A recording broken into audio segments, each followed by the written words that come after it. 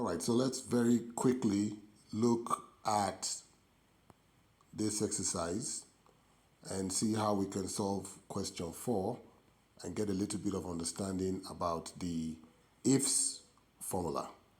Now, this is a data set that has the names of students together with their genders, scores, and whether they've passed or failed, and their grade letters, and so on and so forth.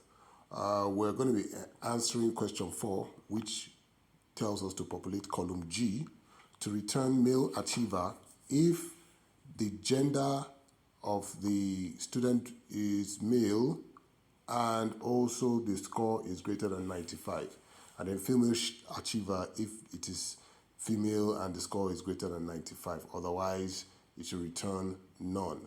And somebody asked how we can use the IFS formula to have this solved. We're going to do that very quickly. First of all, I'm going to type the IFS formula. IFS formula. This is the IFS formula. Open bracket. Now, the IFS formula is obviously this is the syntax of the IFS formula. It expects us to supply a logical test, value if true for that logical test, and then it goes on and so on and on like that.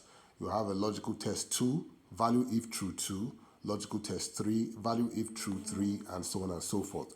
So in this case, the logical test is, we want to know, so we're going to start by putting the figures for that. So let's go into that now. Let's go into solving that. So the first logical test is the score 90, is it greater than or equal to 95? So is it greater than or equal to, and this is how it is done in Excel. You just put the greater than and the equal to sign together. 95. So that, but there's another condition we also want to know. So we're testing two conditions. So what we'll just do is we'll use the AND. Remember that when you want to test multiple conditions, you use the AND formula to combine those two conditions. So we'll use the AND, right, to find out, to combine the two conditions, in which case, let's see, we need to have our brackets right here. All right. Okay, no, we don't need the bracket here.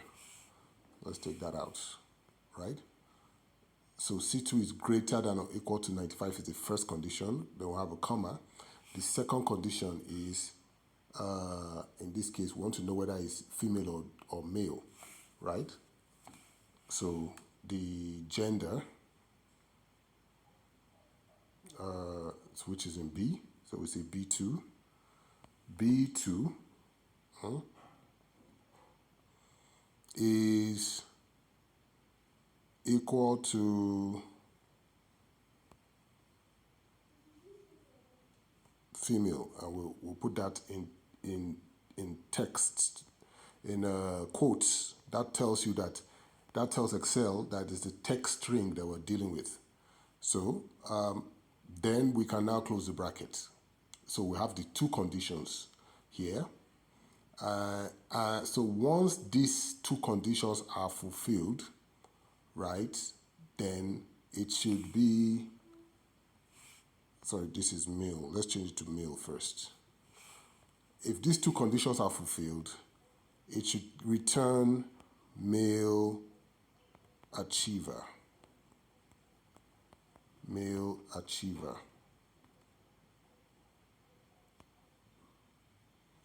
Right? Now, on the other hand, if, the second set of conditions what we'll do is we'll take the text here. We'll take all this text here. That's the and. We'll copy it, right?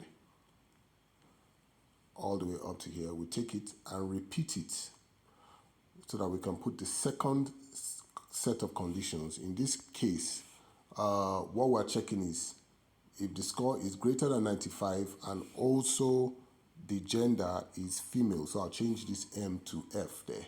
And in this case, what we want is we want it to return female achiever. Otherwise, now in this case, female achiever, right? And then if not, we want it to say none, right?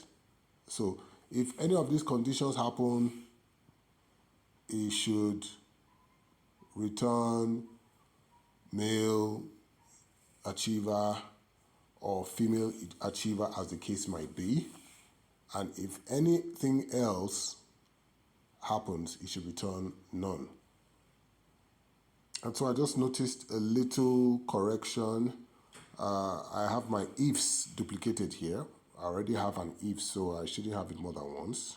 It should be just one ifs for the entire formula, so I'll take that out. So finally, so we've been able to take care of the two conditions. Finally, how do we make Excel now return none? Now, in order for you to understand this, I'm going to do something and then get back to the solution. We're going to hit enter to see how this evaluates. Now, you see it says not applicable. It gives us the not applicable error, right? Not a number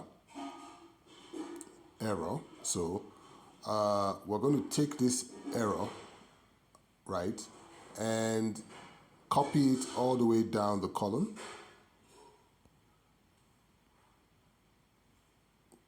Got to paste it down the column. And now what you notice is I get my female achiever where I should have it and my male achiever where I should have it, but everything else is telling us not applicable. So to solve that part, to get that to behave properly, we will make use of another formula called the IFERROR, and we will also make use of the concept of nesting. So what I'm going to do is I'm going to type the IFERROR formula, IFERROR, right?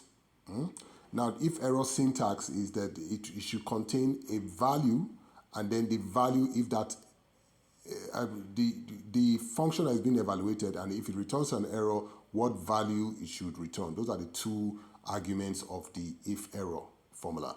So what I'll just do is I'm going to take this entire formula, this is formula, I'll cut it, and then I'll paste it in place of the values, right? So that has what I've just successfully done here is I've embedded this entire ifs formula within the first part of the IFERROR, right? I've embedded it within the first part of the IFERROR, right? And let me take this out. Female achiever, right? So that takes care of the first part of the IFERROR. Now the second part of the IFERROR is the error, what we should return in the case of an error. And that is none in this case, none. So I'm going to enter none and close the quotes and close brackets. Now let's hit enter. Okay, good, beautiful. So now the first one has evaluated to none. If I take this entire formula and copy it all the way down the column and paste, you'll find that everything is now okay. We now have none being returned from G2 all the way down to G16, except in the case of G4 and G8 where we have female achiever and male achiever. And those are the only two cases where we have people scoring above the score 95. And that's just a simple explanation of how to use the IFS formula to evaluate this particular problem. Thank you.